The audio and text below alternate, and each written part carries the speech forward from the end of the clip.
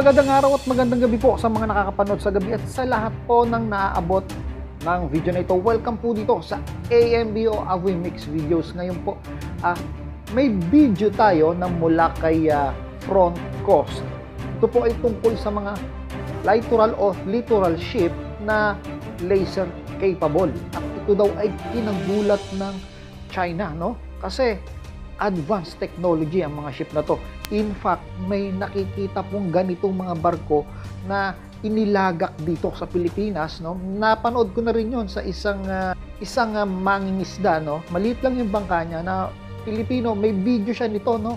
Nakikita niya itong littoral ship na ito ng Amerika. Laser capable po ito, no? Alam niyo naman, pag laser, mas madaling umasinta ang isang laser. Kahit ikaw may hawak ang laser, pag tinutukan mo ng laser, mas madali mo siyang natutukoy o naaasinta, di ba? Kahit pa yan ay sabihin natin tinatawag na mga fast attack na eroplano o yung mga tinatawag na nasa Mach 5 yung bilis, di ba? O maging missile man ito na hypersonic o supersonic, kayang-kaya po itong asintahin ng laser at pasabugin, no? So, wag na natin patagalin, tingnan po natin itong video na ito ni Front Coast. The Zumwalt ships were so impossible to build. They cost 692% more than the U.S. Navy planned, at a unit cost of $9 billion per ship, far more than the planned $1.3 billion. Wow, ang mahal, 9 billion. Ayan po yung itsura ng barko na littoral. Parang baligtad po siya, no? Parang plancha. These ships are by far the most expensive destroyers on the planet, and with such a hefty price tag comes features and capabilities. So, isa siyang klase na destroyer, no? Itong barko na to, isang klase na destroyer. Like no other. Zumwalt ships are alien technology, or as close to it as possible. From their looks to capabilities, these ships are unique in virtually every way. Superior to every other destroyer, cruiser, or amphibious assault ship they've been up against. But now they have a new rival, probably their biggest rival yet. A modified, upgraded Type 071 amphibious transport dock of the Chinese Navy.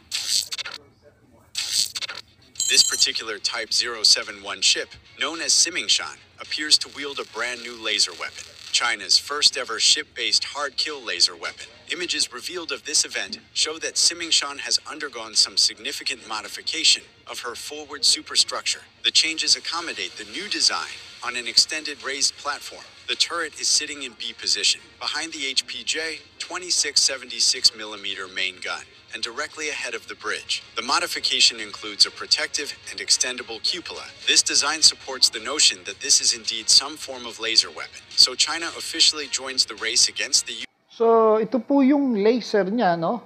Na talagang kayang magpasabog ng isang eroplano. Siguro kaya rin itong intercept yung mga hypersonic missile, no? Hindi naman ito i-design na ganun-ganun na lang. At kung hindi kayang umasinta, at sana nga, no? Balita ko, ikinagulat daw ito ng China, no? Kung meron nito sa Pilipinas, o may suporta ang Amerikano nito sa Pilipinas, ang alam ko yung mga littoral ship na ito, meron to dito sa Pilipinas, no? Sige, tuloy natin. To build the most lethal laser weapon on the seas, and it's a tight race already. Although China's laser weapon efforts have focused mainly on land, its first sea-based hard kill just might be impressive enough to rival years of its development of its American equivalents.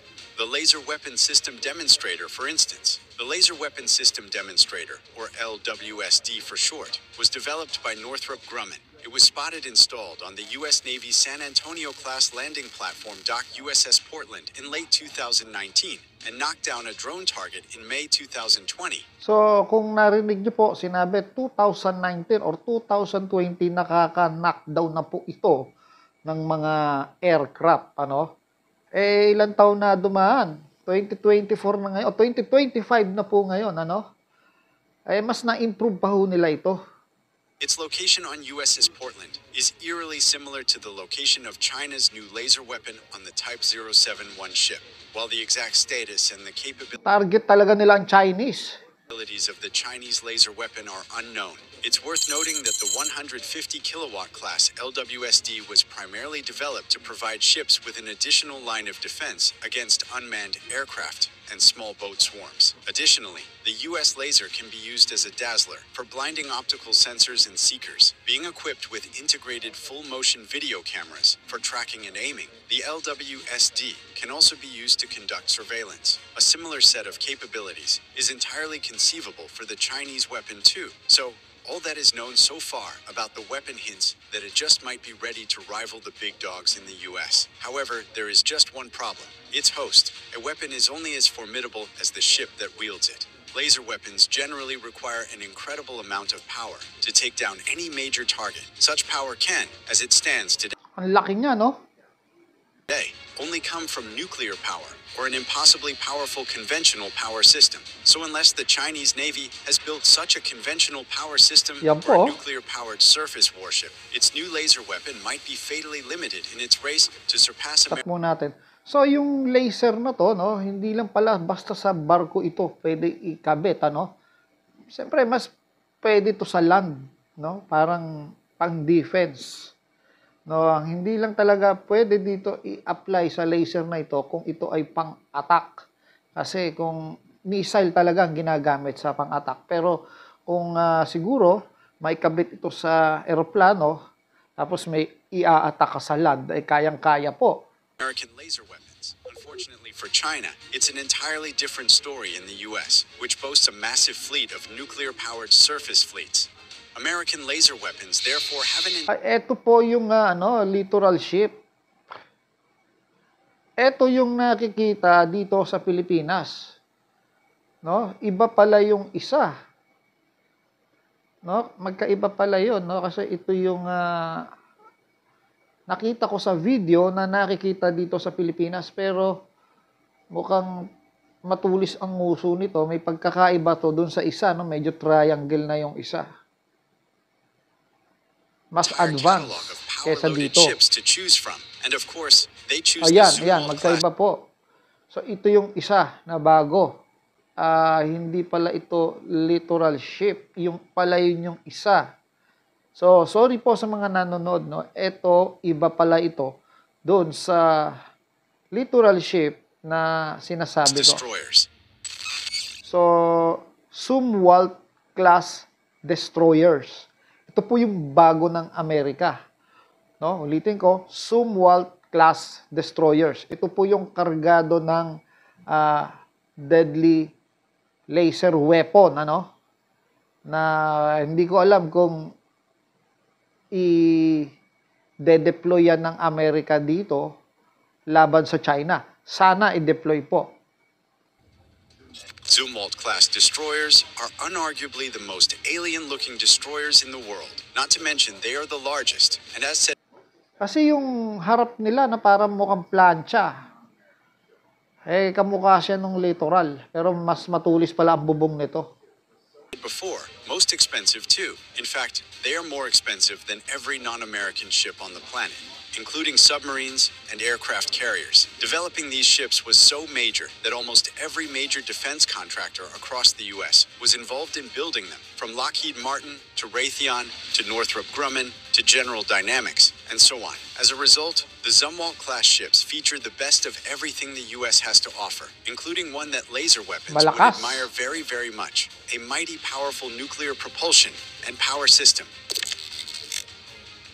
The propulsion and power system on Zumwalt-class ships provides much more electrical power for use than the systems of every other ship in the U.S. Navy fleet. The ships are powered by two Rolls-Royce MT-30 gas turbines and two Rolls-Royce RR 4,500 turbine generators that provide a total power output of 105,000 shaft horsepower. Such a propulsion system enables the Zumwalt class to achieve Olympic gold speeds up to 30 knots, which is quite impressive for 15,000-ton ships. The ship's turbo generators not only provide power to the drive motors, but also to all systems across the entire ship. These include automation systems that allow for a minimal crew size of 150 people, regular operational systems that keep things running smoothly, and an endless list of sensors, radars, and sonars that provide superior situational awareness, along along with the ability to detect or engage threats from miles away. Thanks to having so much power at its disposal, the Chief of Naval Operations, Ganda, oh. Admiral Gilday, wants to install lasers on the Zumwalt-class destroyers. The Navy has already deployed several laser weapons at sea. So, ito pong laser na nakikita natin ngayon, no? Hindi lang dun sa barko na yon ang nagtataglay nito, even yung mga barko nila na destroyer, meron nito. Maaaring yung sinasabi ko na littoral ship na nakadeploy dito sa Pilipinas ngayon, maaaring meron nito. Including the AN-SEAQ, 3 laser on the USS Ponce in 2014. The new laser Yan weapon po. system demonstrator mentioned earlier on the amphibious landing dock, USS Portland, the high-energy laser with integrated optical dazzler and surveillance, HELIOS, and the optical dazzling interdictor. Zumwalt-class destroyers have more power than every ship these weapons are Yun on. ang sinasabi, no? More power than dun sa ship na pinapakita, no? So ito, medyo naka-cover lahat ng kanyang weapon, di ba? Hindi pinapakita. Pero sinasabi dito sa video na ito ay mas nagtataglay ng mas malakas. Could therefore wield them better than their current hosts. But power isn't all that makes the Zumwalt-class destroyers special. There's more. Super stealthy design. The Zumwalt-class destroyer reintroduces the tumble-home hull form, a hull form not seen to this extent since the Russo-Japanese War over a century ago. The inverted bow in the form cuts through waves rather than rides over them. Its smooth, angular, streamlined design, coupled with a composite deckhouse that encloses many of the sensors and electronics, helps to significantly reduce the radar return of the ship. Water sleeting along the sides and passive cool air induction in the MAC further reduces the infrared signature too to make the ship ultra stealthy. In fact, despite being 40% larger than an Arleigh Burke-class destroyer, the radar cross-section of Zumwalt-class ships is more akin to that of a fishing boat, and they're 50 times harder to spot on radar than an ordinary destroyer. Zumwalt-class ships are so stealthy that the So stealthy. So sa radar, hindi siya basta-basta madedetect. Ganyan po yung barko na yan. Napakaganda po ang forma para sa akin, simple. Navy had to make them easier to spot by adding onboard reflectors. When in use, the reflectors would make ships more visible to friendlies during times when visibility is required, such as when the ships are traversing busy shipping channels or operating in weather that's harder to navigate through. This unrivaled stealth capability allows the Zumwalt class to operate closer to shorelines and in contested areas without being easily detected, providing a significant advantage against the opposition. Lethal armament. In terms of firepower, the Zumwalt class is a versatile one. Every ship of the class is ganun equipped with pala. a variety of advanced weapon systems. The first is the Advanced Gun System, which consists of two 155mm guns capable of firing precision-guided projectiles at long distances. These guns can engage both land-based targets and enemy ships with remarkable accuracy. Next, there are the 230mm. Ang lakas po ng bala niya, no, nung gun na yon. Hindi basta-basta, no, pagka dumaong, may hélice pa yung likod, eh. Pag tumama sa lupa ay malakas. Mark 46 Mod 2 gun weapon systems, which are highly flexible to fire whatever rounds are available. Each Zumwalt class ship also features 80 Mk-57. So, kargado siya ng mga missile na vertical launch. At talaga masasabi mo nga itong barkong ito ay nakakatakot kung balak mo itong banggain o kalabanin. Talagang masasabi ito destroyer nga kasi itong Zumwalt class. And peripheral vertical launching system cells, which are larger than the Mk-41 cells found on most American destroyers. These cells can accommodate a moderate array of standard and specialized anti-aircraft, anti-ship, and land attack missiles, including the Tomahawk. So, Tomahawk. Di ba? Alam naman natin, yung Tomahawk pwedeng kargahan ng nuclear. No? Alam ng China yan. At yung Tomahawk ay long-range missile po. Tomahawk, the evolved Sea Sparrow missiles, and the vertical launch anti-submarine missile. In addition to all of these, the Zumwalt class of destroyers seems slated to soon wield not just laser weapons, but hypersonic missiles too. Laser weapons. No? Sabi, ang Zumwalt ay hindi lang laser weapon technology na destroyer, no? Ibig sabihin, sinasabi niya, ginawa itong barkong ito na merong isang kakaibang weapon, no? Laser yung tinutukoy. Pero hindi lang pala yon. Hypersonic missile ay kargado rin ito ng hypersonic missile. Weapons and hypersonic missiles are currently two of the most formidable weapons today. They're almost impossible to intercept, and they're autonomous enough to get the job done with a success rate high enough to make China worried. To exploit the capabilities Impossible to intercept. of these invincible weapons, Admiral Gilday, having expressed his intent to field laser weapons on the Zumwalt class, also announced the Navy's plans to purchase 8 hypersonic conventional prompt strike missiles, or CPS missiles, that will be fielded on Zumwalt class destroyers. The fiscal 2024 budget would call for $341 million to buy the hypersonic rounds, and another $901 million for research and development. Ultimately, the service wants to spend $3.6 billion over the next 5 years to purchase 64 of the missiles. Lockheed Martin has already received a $2 billion contract from the Navy to deliver the missiles. What does it take to dominate the world? No one knows, but the most powerful nations in the world, such as the US and China. Wow. No? Sila lang daw ang meron nito, no? At hindi pa alam kung sino pa ang sinong bansa sa buong mundo ang pwedeng tumapat sa barkong ito. So, ganun, katindi itong barkong ito. Malaki siya kasi kita niyo yung bintana. O, ayan, o. Maliliit. So, mukha siyang maliit. Pero, itong barkong to, malaki po ito. Believe it has something to do with laser weapons, betting trillion-dollar economies and billions of dollars worth of resources in this belief. So, napakamahal po ng barkong ito, no?